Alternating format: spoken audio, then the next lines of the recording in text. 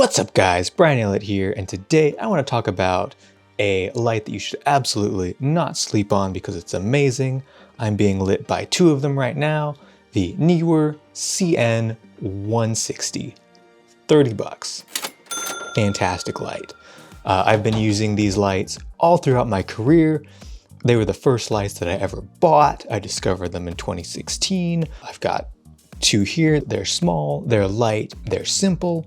And they're also great for weddings because they are, again, small, light, simple, or different other projects where I need a little bit of light but don't want to necessarily flood everything. So let's dive into them, dive a little deeper, talk about the specs, what's good, what's bad, what works, what doesn't.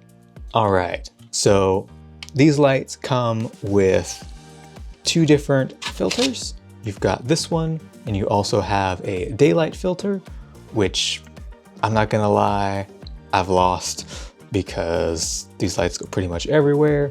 So I'm pretty much using them solely with the tungsten filter.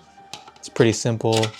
Well, I say it's pretty simple as I struggle to slide it in here. There we go. Slide it in like that. On the side here, we've got our control off and just a nice little scroll wheel. Just you can kind of see how bright it is. Right now, I'm at f1.8 and I'm at ISO 640 and I'm shooting S-Log3 on the FX3. And this is what this light does all the way bright. You know, if you want to take it a little further from my face, trying not to blind you all. Ooh, I'm blinding myself, like, ooh, I look into that and that's bright. So you can get a lot of light out of this little sucker.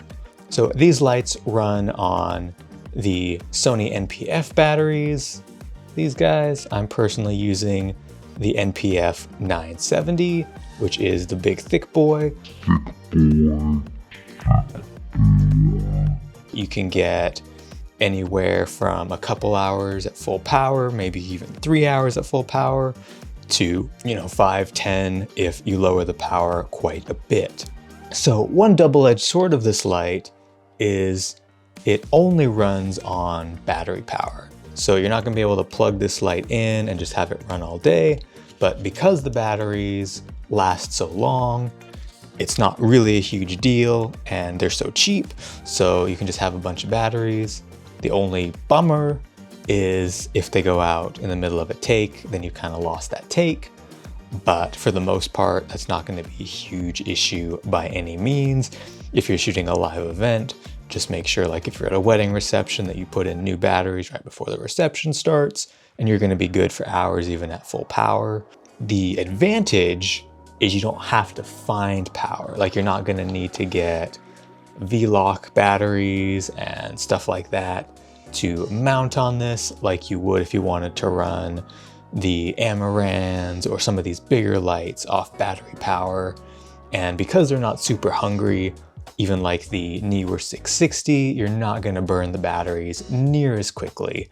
So these are a really great portable light. I actually have used this light outdoors. This is what I used on my vampire short film.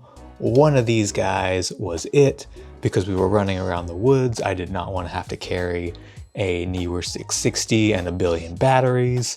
So lit the whole film, middle of the woods, super dark with this light, and it worked really, really well.